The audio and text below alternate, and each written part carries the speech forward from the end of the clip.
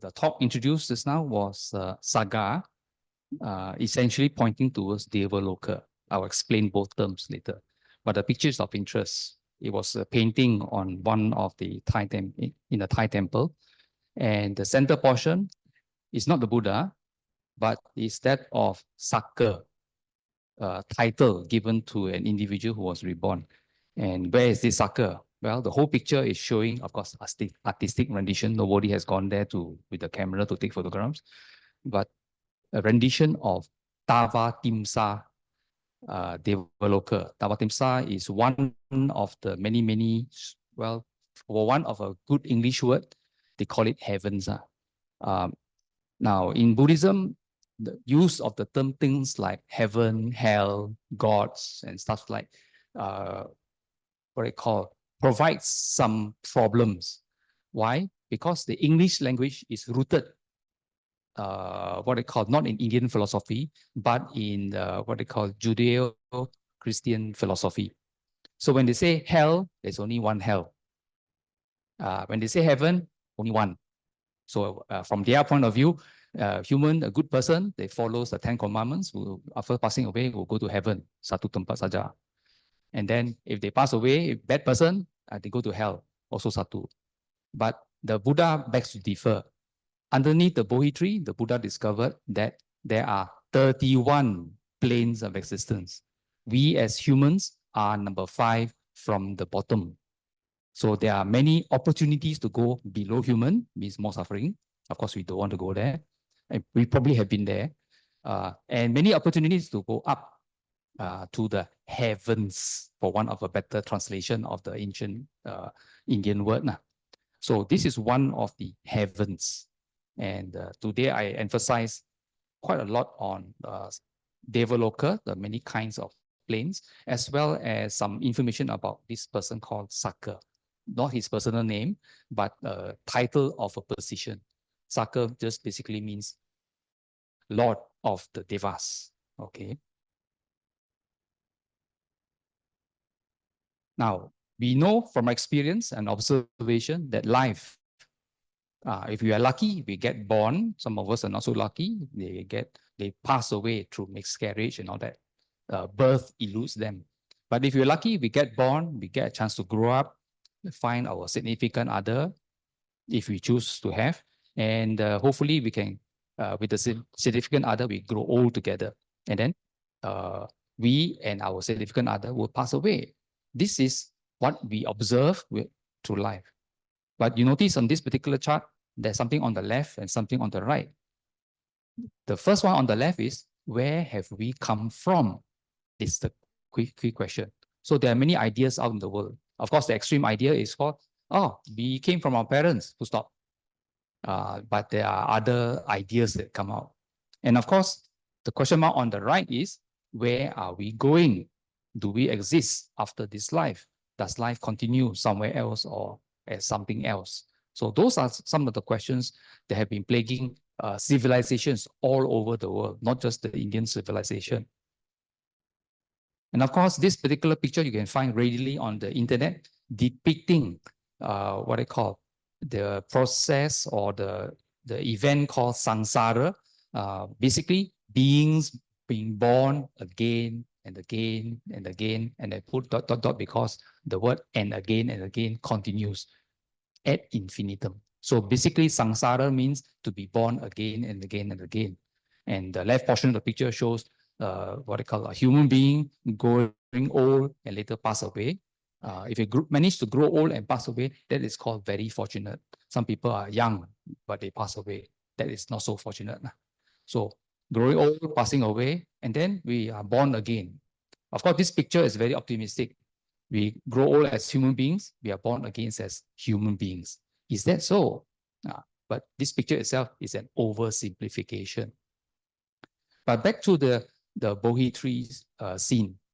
In the sense, before this person, Prince Siddhartha, later renouncing the world, becoming an ascetic Gautama to find out the cure for old age, sickness, and death, he uttered this particular verse. Through many a birth in samsara, which I already indicated, samsara is being born again and again and again. To be born means you die again and again and again. So that is not unknown to us. We are very experienced.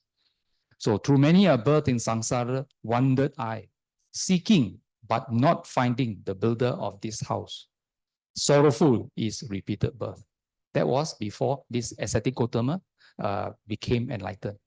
The picture at the bottom right indicates what I call a typical Tibetan rendition of the dependent origination, the many rounds of birth and the causes of it and so on.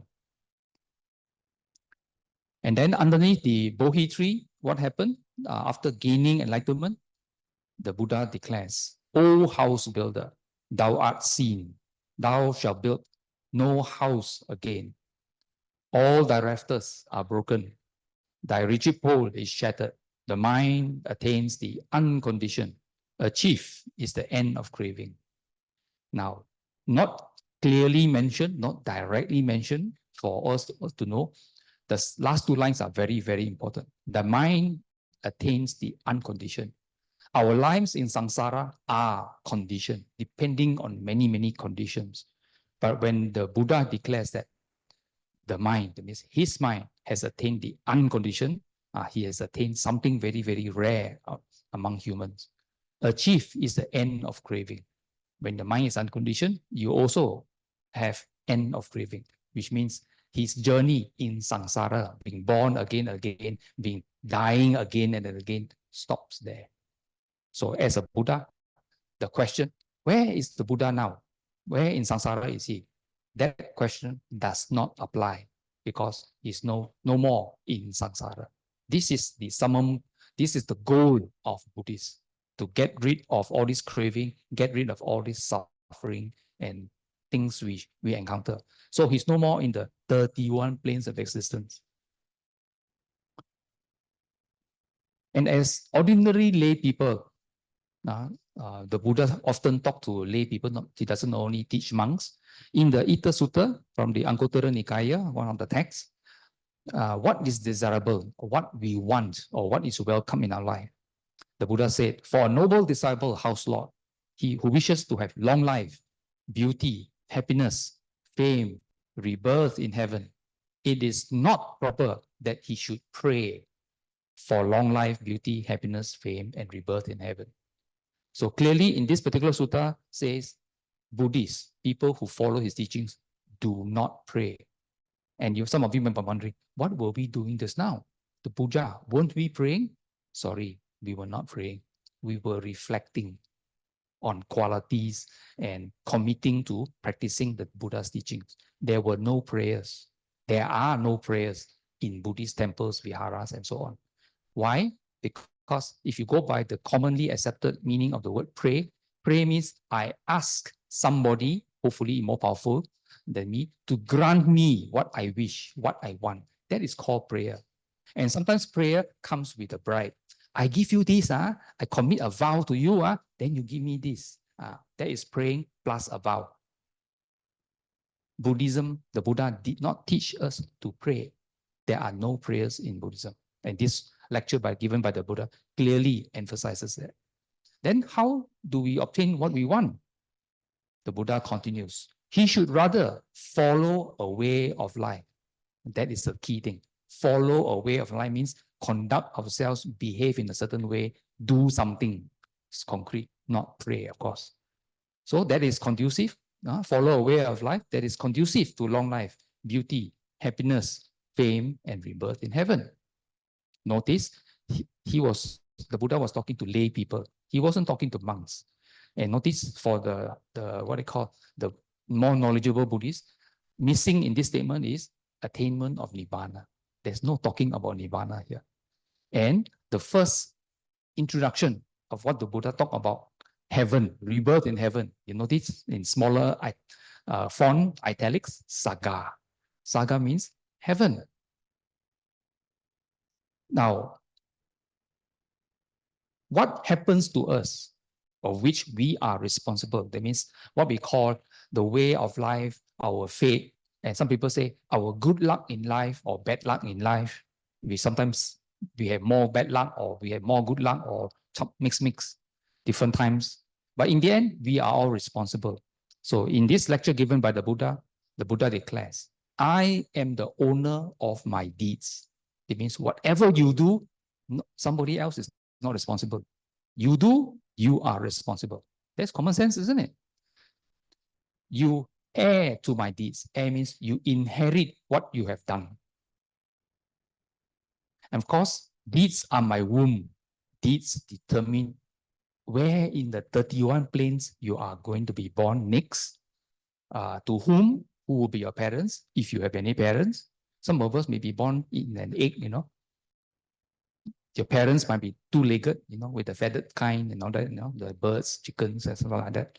So these are my womb, determine where you are born, what you are born as, and then who are your relatives? Who are my father, mother, brothers, sisters, relatives, and so on. And my refuge. Refuge means what you can learn from to protect you from the problems in your life in that particular time. And ultimately, I shall be the heir of whatever deeds I do, whether wholesome or unwholesome, good or bad. So to cut the long story short, you are responsible for your life here and hereafter. You make your fate. You don't pray to somebody. As introduced earlier, we talk about this series, Gimhana series. By the way, Gimhana means summer. The summer in India. Anupubbī-kathā. Notice there's a dash there. We broke up the word into Anupubbī and Kathā. Kathā just means instruction, sermon, commentary, or talking about. Kata, Malay word, kata, to talk about. An important thing to note is, example, where did this Anupubbī-kathā come from? Now, the Buddha had many, many ways of teaching people. He has a certain way of teaching monastics. He has a certain way of teaching ordinary lay people. And of course, here, we are lay people. So he has a certain style. And that style is this. Whenever he meets certain people, ordinary lay people, who have family, who are millionaires or whatever, or businessmen, he will talk in a certain fashion, which is Anupubbī-kathā. Start with Dana-kathā, Sila-kathā, Sagga-kathā, Magga-kathā, and so on. And here I give example of a person called Sudatta. That is his given name. His parents gave him the name. But most of us know him as Anatta-pindika. Anatta-pindika is a title. The feeder of the poor. Why? He's a millionaire. He's very generous. He conducts a lot of prepares a lot of gift bags and food and donate to the poor people. So Sudatta one day heard, actually he's staying in a place called Savatthi, and he happened to visit his brother-in-law in Rajagaha, quite a distance away. And the brother-in-law was preparing dana for the Buddha and the monks. Then when Sudatta came in and said, hey, why everybody running around so busy? And then the brother-in-law told him, oh, we are preparing, next day there will be a dana for the Buddha and the monks. So Buddha, wow, he knows the meaning of the Buddha. Buddha means the awakened one, enlightened one. So he couldn't believe it. Wow, got Buddha in this world. He couldn't wait. That night he couldn't sleep. And early the next morning, early in the morning, before the sunrise, he already left the house, heading towards where the Buddha was staying. And the Buddha doesn't stay in the house. He stays in the forest. And he walked through. And passing through the forest, he had to pass through a cemetery.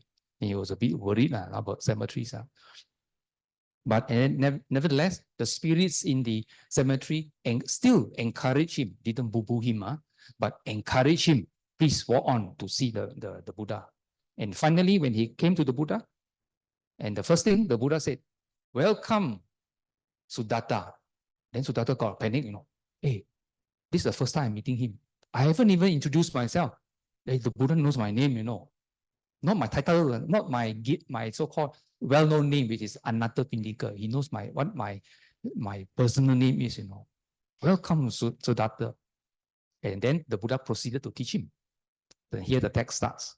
And then the Buddha leading him step by step. Okay? Anupubbī-kathā, Anupubbī, step by step. Spoke to him of giving, of virtue, of heavens, of the perils, vanity, and defiling nature of sensual pleasures, and the benefits of renunciation, which will be the topics we'll be covering in next week and so on. So this is the way the Buddha talks. And then, interestingly, the Buddha, being a Buddha, he can read people's minds. He developed himself such that.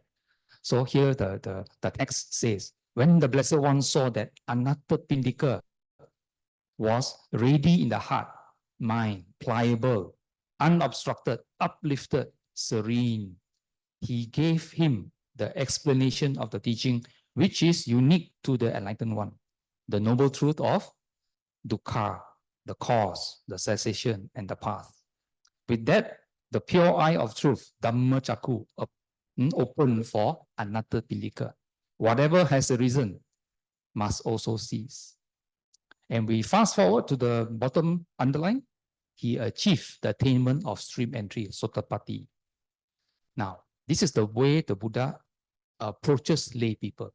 He gives you a series of topics, Dana-kathā, Sila-kathā, Sagga-kathā, and so on. And then he monitors your mind. Why did he talk about Dana-kathā, Sila-kathā, Sagga-kathā, and so on? He wants you to calm down, let your mind be collected, not be distracted by your home worries and responsibilities. Wants you to calm down and concentrate. And when he knows that your concentration level is enough up to the certain level, then only the Buddha will introduce the Four Noble Truths, okay, which is the essence of what the Buddha teaches. And Anupubbī-kathā, being very wise and well prepared by the Buddha, the Dhamma-cakku appeared to him. This is an indication that this person, Anupubbī-kathā, has become enlightened, at least attained the first stage of sainthood or stream entry, Sotapaddi. There are 4 levels to become enlightened. He didn't become fully enlightened, that means an arahat, but he attained the first stage of stream entry, Sotapaddi. And there are many benefits to that, because he realized within himself, and he has, from then on, he has 100% confidence in the Buddha.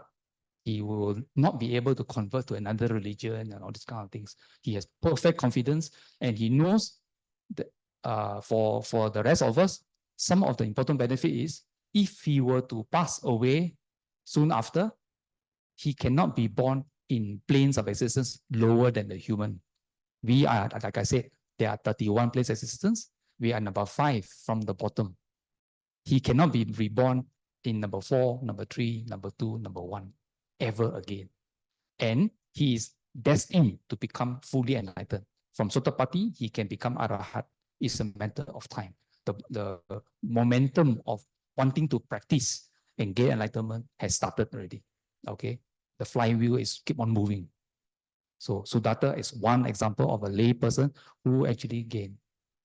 And in this particular sutta, Uposatha Sutta, talking about gradual training. Just as the ocean has a gradual shelf, a gradual slope, a gradual inclination, with a sudden drop-off only after a long stretch. In the same way, this Dhamma Vinaya, the Buddha refers to his teaching as Dhamma Vinaya, translated, doctrine and discipline, has a gradual training, has a gradual performance, gradual progression, with a penetration to gnosis or enlightenment only after a long stretch. Essentially, what the Buddha is teaching is talking about step by step. You don't expect it to be like what they call fast food. Buddhism is not fast food. It's called step by step. How did we get here? We had to learn, go to kindergarten or standard 1.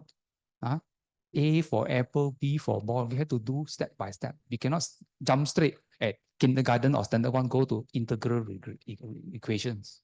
Cannot. We have to learn the basics. Everything has to start from somewhere.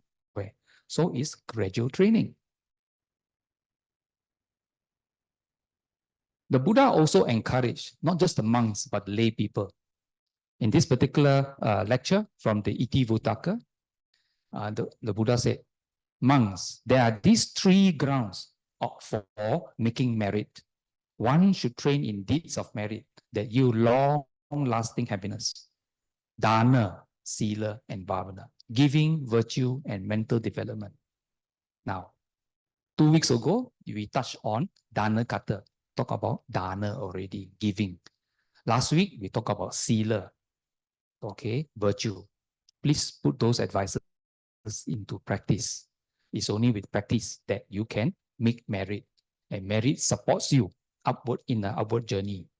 Okay, so the wise is reborn in bliss in an untroubled, happy world, which means if you are born as human, happy human life, or else higher up. And yet, in this particular extract from a sutta, also from the Iti-Vuttaka, heaven bound is one who has done much good. Now, having given up bad conduct, okay, by way of body, speech, and mind, whatever else is correct, not having done bad deeds, having done many good, when their body breaks up, the wise is reborn in heaven. And the Pali, the language spoken by the Buddha next to it is Sagati, Sagang, okay, referring to heaven. So a person who does good, avoids doing unwholesome things by way of body, speech, or mind, you are paving the way for yourself. You're creating your own destiny to be born in heaven. Okay, that is an important message of this sutta. Yeah, and I know many of us want to go to heaven. Okay, and yet in another sutta, notice I keep on showing you different lectures given by the Buddha, because the Buddha taught for 45 years. The many lectures given here indicate the Buddha keep on, in different kampungs, different people he met, he keep on repeating the same message. That means that shows the consistency of his teaching. That if you do good, you purify your mind, okay, you don't commit all those unwholesome actions, you are destined upwards towards the heavens. But don't talk about enlightenment yet. You are paving the way towards heaven, a more pleasant life. So praises and rejoicing from practicing the Dhamma. Now, that's why an astute person or a wise person, seeing what's good for themselves, being wise, would place faith in the Buddha. Faith here is saddha. Another word for faith is also confidence in the Buddha, the teaching, and the Sangha. Whoever lives by the teaching or the Dhamma in body, speech, and mind is praised in this life and departs to rejoice in Sagga, heaven. So again, yet another teaching pointing towards heavens. Now, after repeatedly mentioning the word Sagga, what does it really mean? Well, from the Buddhist dictionary, the Pali dictionary, Pali English dictionary, heaven, Sagga means heaven, the next world, popularly conceived as a plane of or place of happiness and long life. Usually the Kama Vachara Deva Loka. The key word is called Deva Loka. So what is Deva Loka? Well, definition for Deva Loka refers to the particular sphere of any Devas, the seat of the Devas, heaven. There exist 26 such spheres or heavens. So anybody say, do you want to go to heaven? Your question back to the person is, which one? 26? No. You got a choice. Not matter of choice, how much good you do, then only you get qualified for one of the 26. A seat in the Devaloka is in samsara, attained by extraordinary merit. Now, this definition, last sentence, is very important. The seat in Devaloka, one of the 26, in samsara, attained by. Samsara is the cycle of birth and death, which means even though you go to this Deva world, so-called heaven, it is temporary. Like our human life, we are temporary. Even we go below human life to animal world, its life is temporary. You are born, you pass away after living a life. As a human, you are born, you live a life, you pass away. You go to heaven, whichever one of the 26, you go there, you live a life, and you pass away. The only issue is how much suffering and how long, okay, among other characteristics. Here in this definition of Devaloka, a lot of mention of Devas. What are Devas? Well, to find a better word, a god. I purposely changed the G to a small g to not confuse people with the capital G, because capital G means creator God. In Buddhism, there are no creators. We are the creators. So this is a small g, a divine being. In another dictionary, commonly found like Wikipedia and all that, they also refer to it as shining ones. I will elaborate on that. All devas are themselves in samsara. Devas also need salvation, need a way out of samsara. So devas are not out of it. You are not born in heaven and stay there forever. You're born, live a life, and pass away while you are in heaven. Now, devas as shining ones. Now, this short passage here, for those who are familiar, I'm quoting from the beginning of the Mangala Sutta. It's the same beginning for the Parabhava Sutta also. Why? Well, Evang me sutang, so I have heard that one time the Buddha was staying near Savatthi in Jeta's Grove, another Pindikas monastery. Again, another Pindika mentioned. Why? Millionaire. He bought the land called the Jeta Grove, very costly payment. And he built a monastery called Jetavana Monastery. So all the lectures given by the Buddha, when the Buddha was staying there, he will have this starting intro. And then late at night, a glorious deity, means a non-human, a glorious deity, lighting up the entire Jeta's Grove. In other words, the deity is a shining one, giving out light. So this being went up to the Buddha, stood to one side, and so on. Standing to one side, the deity addressed the Buddha in verse. So in this case, the deity was asking the Buddha, what is Ong? What is Hosi? What is blessing? And the Buddha continued with the sutta. So those who want to know more what is blessing in your life, please read the Mangala Sutta. So here this sutta indicates devas, or this particular deity, are shining ones. They are very, very bright when they appear. Now, this sutta, this one intro, I will go through quickly. Now, recollecting the deities. This is from another sutta, also of the similar name, Sutta, but from the Anguttara Nikaya Book of Three. Here, the Buddha was at Savatthi also, and he was at the Eastern Monastery. So apparently there are a few monasteries in Savatthi, and what they call the still longhouse of Migara's mother. Well, this is talking about a lay person, what they call a female benefactress, a female millionaire, supporter of the Buddha, called Visakha. She was there and she was walking around and she came to the Buddha, bowed down, and the Buddha asked her, hey, where are you coming from in the middle of the day? And Visakha, the lady said, I'm observing the Uposatha. Okay, what is Uposatha? Now, occasionally, those who are regular at Nalanda, you often hear Nalandans mentioning Uposatha. For the Chinese, it is typically new moon and full moon days. Okay, whereby in Buddhist context, Uposatha, not just new moon and full moon, but we take the opportunity to intensify our Dhamma practice. As lay people, we walk around. Just now we went through the puja. We committed ourselves to practice the 5 training precepts to uplift ourselves, to improve ourselves in terms of morality and virtues and so on. But for Uposatha days, new moon and full moon days, that means twice a month, we add another 3, become the 8 precepts. We intensify our efforts to practice to become better persons. Okay, so Visakha replied to the Buddha, said that she was observing the Uposatha.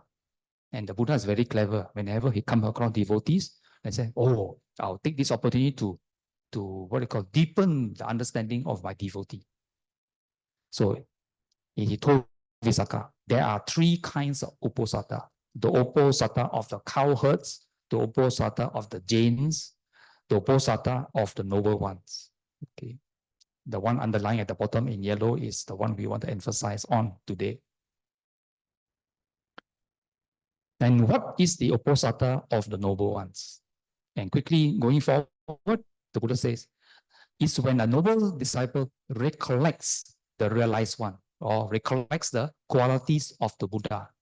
We actually just now went through the puja. We recollected the qualities of the Buddha, Itipiso, Bhagava, Arahang, Sammasambuddho, and so on. And it's when a noble disciple recollects the teaching, the qualities of the Dhamma, Swakato, Bhagavata, Dhammo, and so on. We went through that, Pali and English. It's when a noble disciple recollects the qualities of the Sangha, Supatipanno, Bhagavato, Savaka Sangho, the qualities. And then this sutta continues. Is when a noble disciple recollects their own ethical conduct. Why? If you have been practicing sila well, you are getting more virtuous. You have more and more good qualities. Reflect on your good qualities. Rejoice over the good qualities. Then think about it also. Reflecting also means, how can I improve it further? Bring it up to an even higher level. Those is a reflection on your own ethical conduct. And then at the bottom is when a noble disciple recollects the deities. Those beings that stay in heaven, stay in Sagga. I'm wondering, why you want to reflect on the deities? Very strange. And the sutta continues. Or corrupt mind is cleansed by applying effort. You want to clean anything, you have to put in effort. You want to wash dishes, so cook or something also, you want to prepare something, you have to put in effort. The dirtier it is, the more effort. So one of the method is the noble disciple recollects the deities. And what is the Buddha referring to? They are the gods of the 4 great kings. Well, the picture is on the bottom right of the screen. In Chinese culture, we have the 4 great kings, isn't it? We call by a different name. In Pali, is the Chatu Maharajika. Then you have higher up gods of the 33. And then gods of Yama, the joyful gods, the gods who love to imagine, and the gods who control what is imagined by others. These are very powerful, going higher and higher. Then the gods of Brahma's hosts. These are the Brahma worlds, even higher than the Devas. And gods even higher than these. So keep on talking about different plane existence higher than human realm. So here, it's only appropriate that I talk about the 31 planes of existence and give you an understanding. Here, I show you the bottom 4. Those places we probably have been. We do not want to go there again, hopefully. Okay, so in Buddhism, number 1 is hells, Niraya. Now, all these places we have been, you are born there, you live a life, and you die, and you go somewhere else again. So this is part of samsara. Everything is temporary.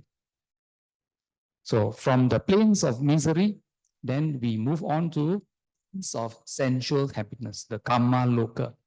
Notice number 5 at the bottom there, human, Manusa Loka. Okay, that's where we are. The one above us, number 6, well, the picture on the top right indicates the 4 great kings.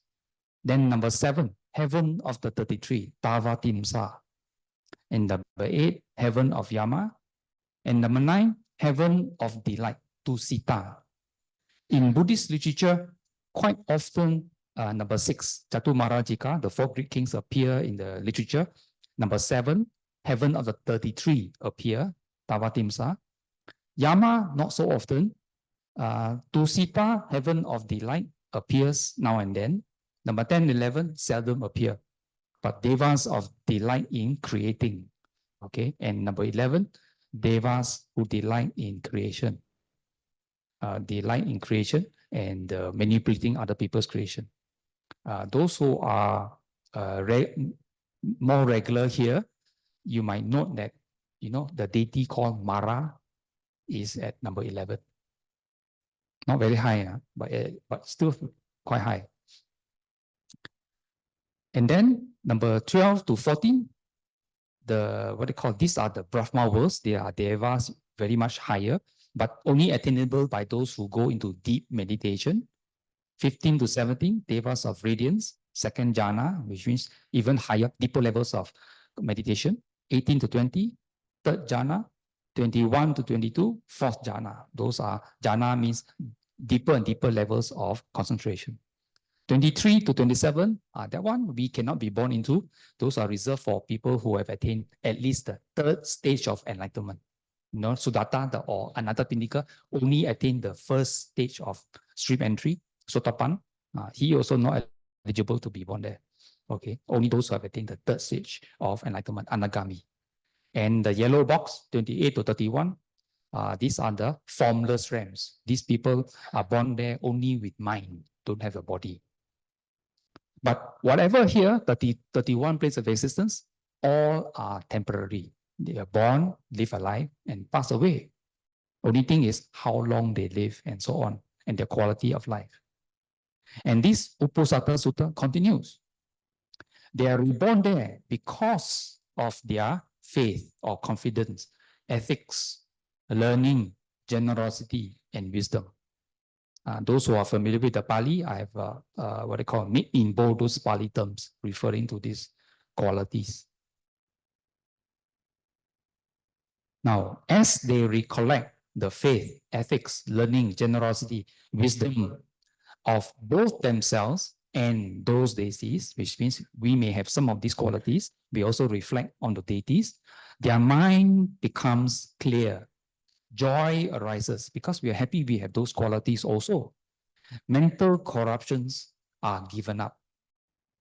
So all this recollecting the deities is like the deities are what I call our example of how that we can be like them also.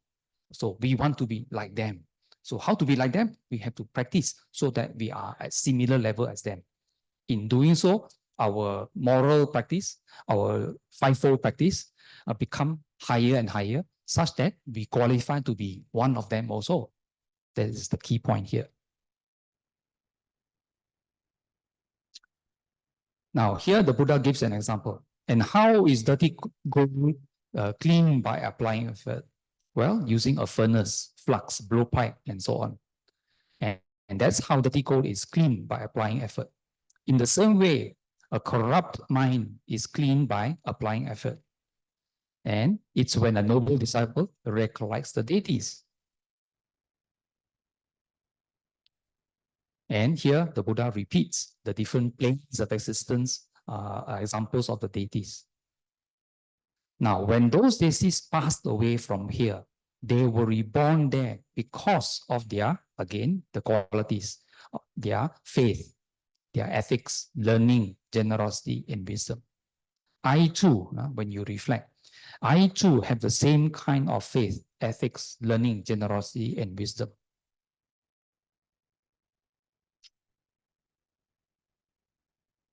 As they recollect, their minds become clear. The joy arises, mental corruptions are given up. And this is called a noble disciple who observes the Uposatha of the deities, living together with the deities.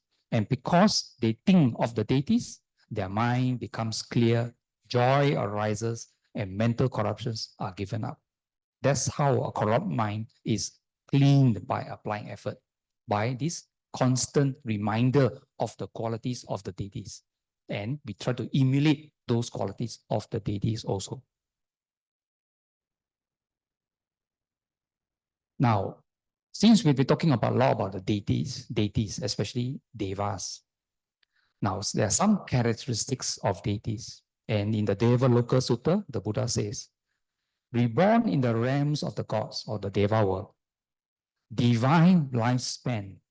Now, as you go higher than the human realm, the lifespan becomes longer and longer, not by a few years.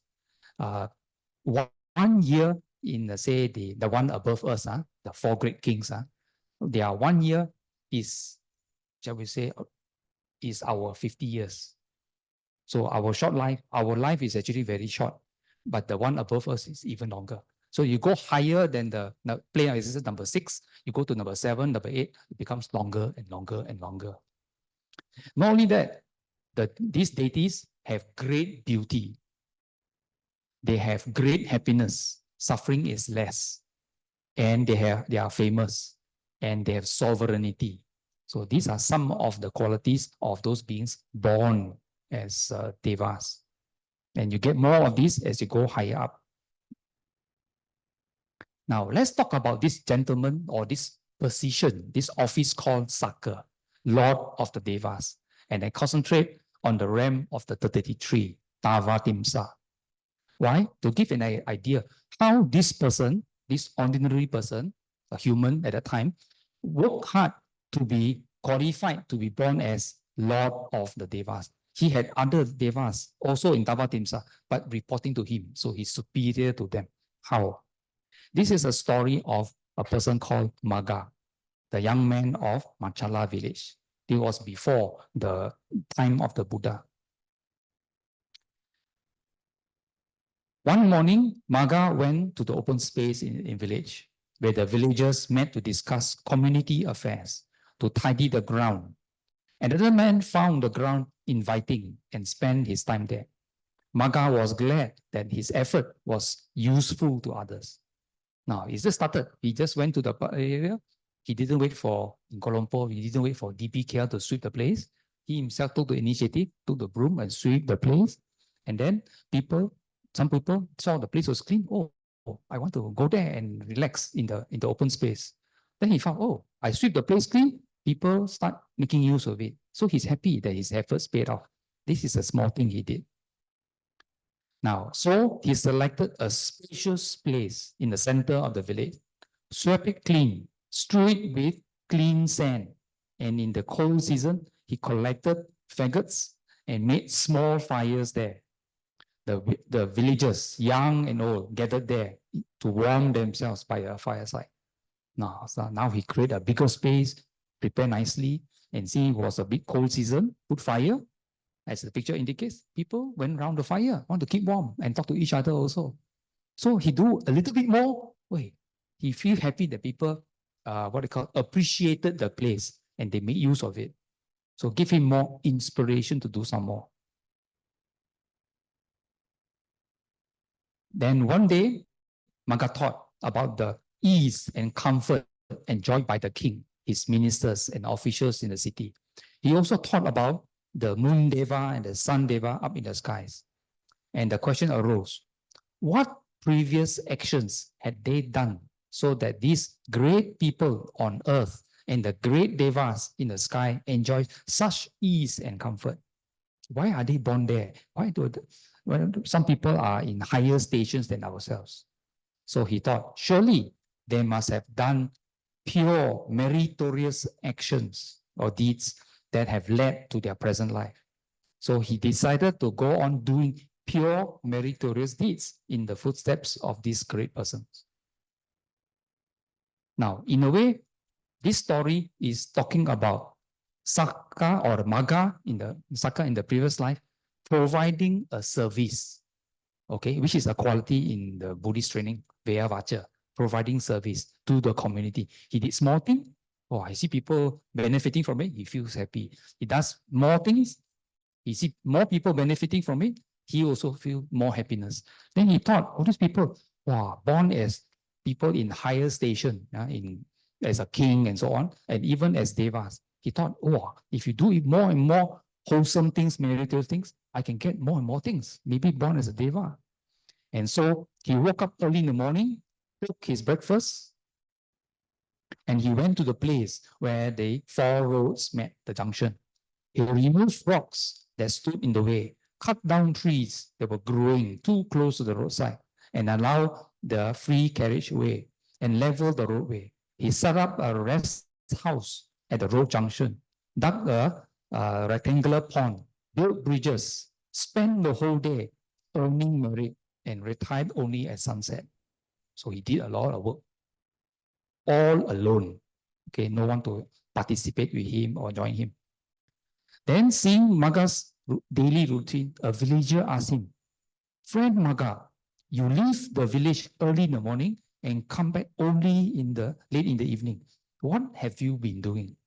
And Magga replied, "I'm doing pure meritorious deeds. I'm paving the way to the Deva world," because he wants to be born in the higher plane. So what do you mean, pure meritorious deeds?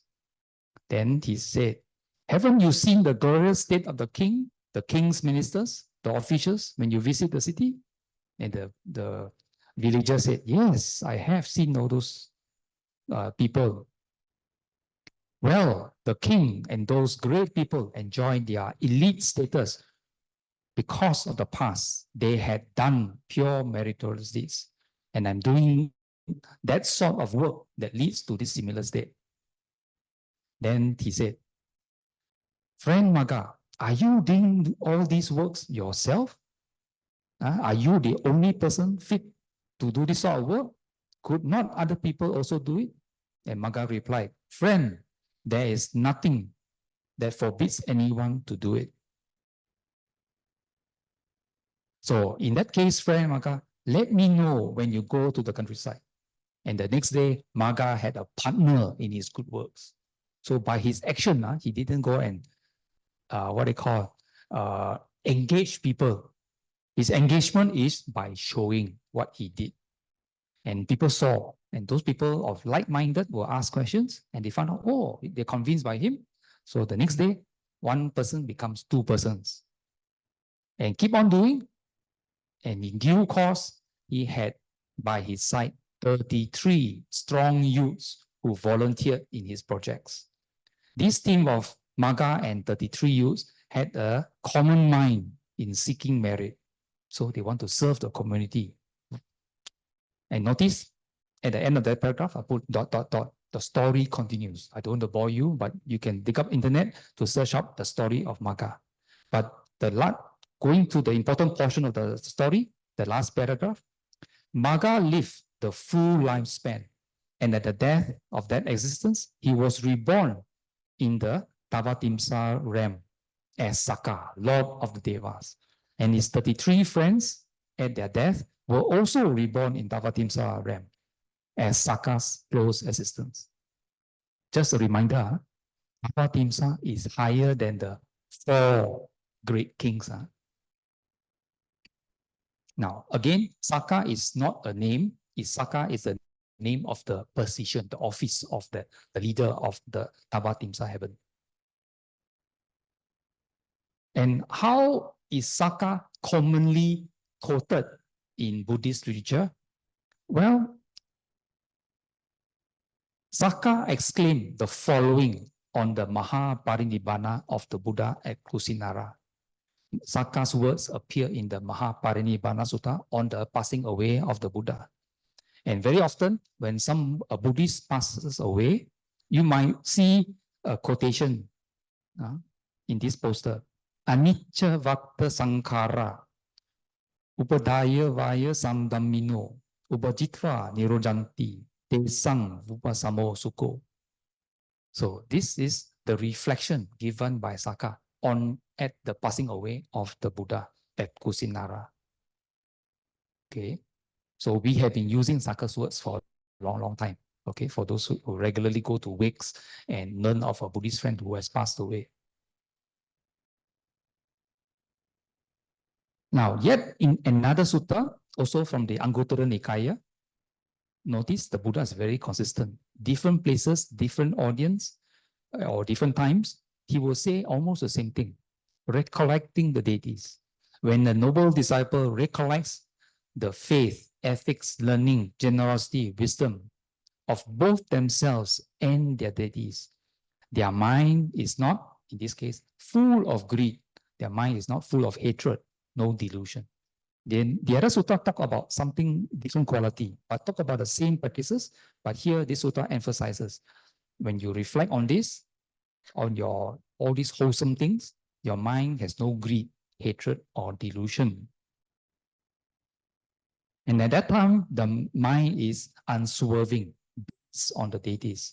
The noble disciple whose mind is unswerving finds inspiration in the meaning and the teaching, and finds joy connected with the teaching. Now, here is the important part. When you do all these reflections, what happens to your mind? Now, when they are joyful, rapture springs up. When your mind is full of rapture, the body becomes tranquil. When the body is tranquil, they feel bliss. And when they are blissful, the mind becomes immersed in samadhi. Samadhi means deeper and deeper levels of concentration. Okay. And in the Noble Eightfold Path, concentration is number 8. Very important as a factor of enlightenment. You need to develop this. And how to do this? Do wholesome things, reflect on your virtues as well as the virtues of the deities, and then slowly, step by step, your mind becomes calmer and calmer. Now, when your mind is joyful, rapture arises. When you have rapture, your body becomes calm, becomes tranquil. When you are tranquil, you feel blissful. When you are blissful, the mind becomes immersed in deep concentration. You should develop this recollection of the deities while walking, standing, sitting, lying down, when working, while at home with your children. So the Buddha encourages us to put this recollection of the deities, okay, in our daily activities effectively.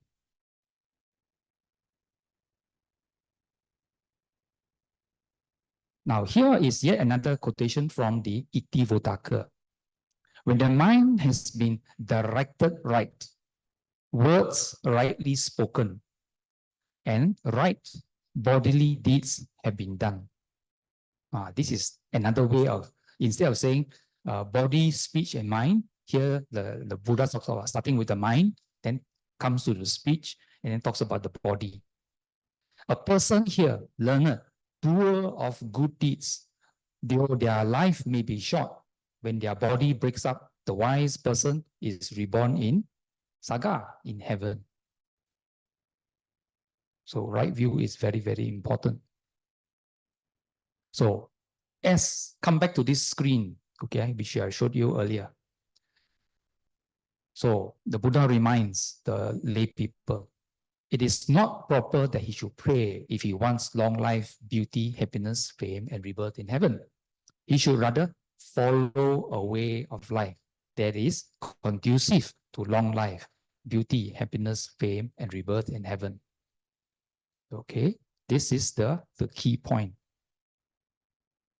And we come back to what started this Gimhana series, the Anupubbī-kathā, that we have been talking previous weeks about Dana-kathā, okay, talk about giving or generosity.